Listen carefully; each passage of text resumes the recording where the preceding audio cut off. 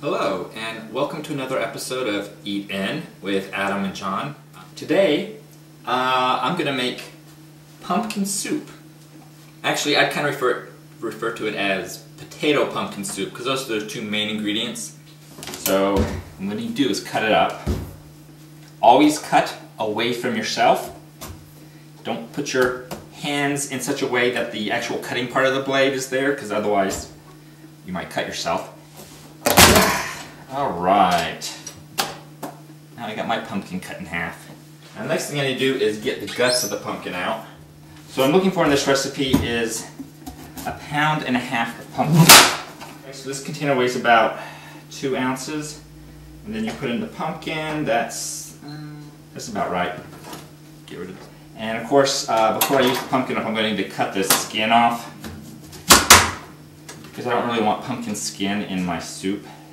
Next, I'll need to chop these things up into a bit smaller pieces, because again, I'm going to be putting these in a pan to sort of start cooking them, and I don't need to have them in bite-sized pieces, just, you know, a little smaller so that they have more surface area exposed to the heating environment of the pot I'll be putting them in.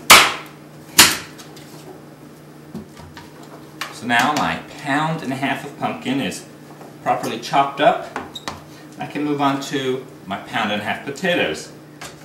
So again, these don't need to be really in bite-sized pieces. They can just be, you know, just a little bit smaller so that there's more surface area to heat the potatoes.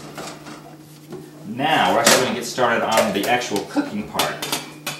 So the first thing I need to do is get 3 tablespoons of oil, oh look, an onion, oil or butter. I use Smart Balance.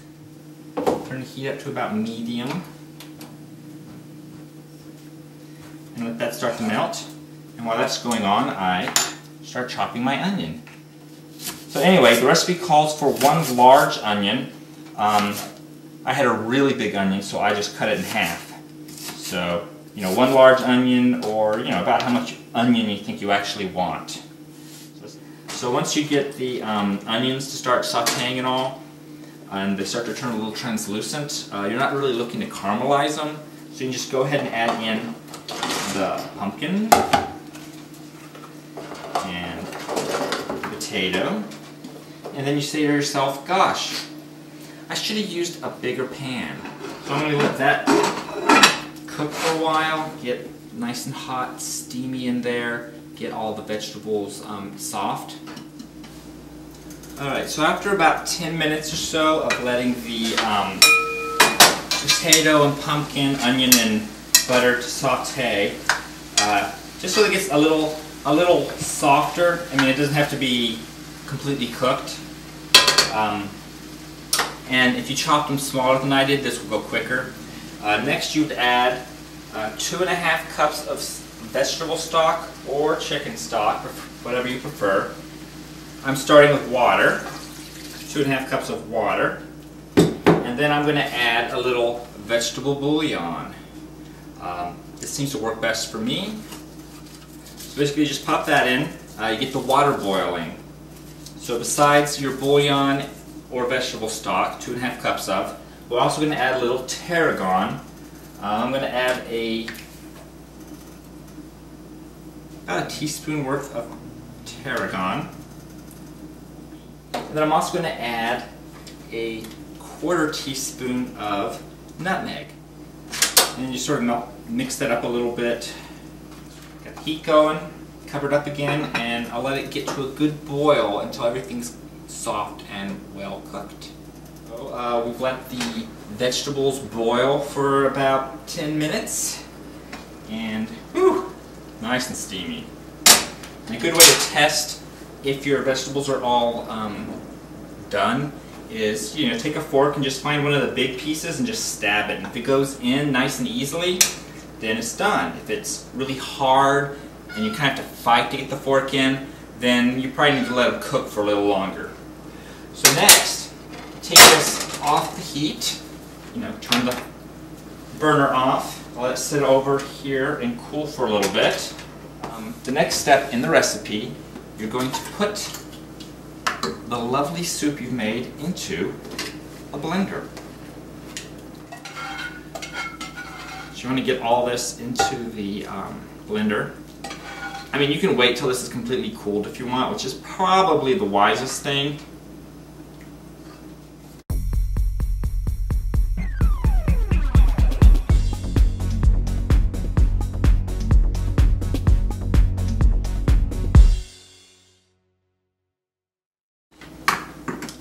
So I put in about half a cup of powdered milk.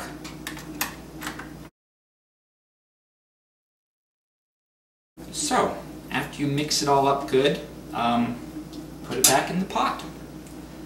I should note that if you decide to use powdered milk and you don't want to put it straight in the blender like I did, you might want to liquefy it a little bit so that it doesn't become clotted in just one spot. So you can turn the burner back on. You especially want to do that if you let the potato and pumpkin chunks cool off before you put it in the blender.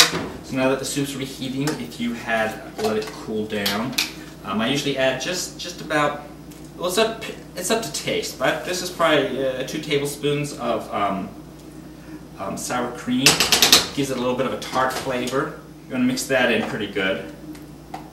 Then, depending on your taste, you can add, some salt. Add some pepper, and then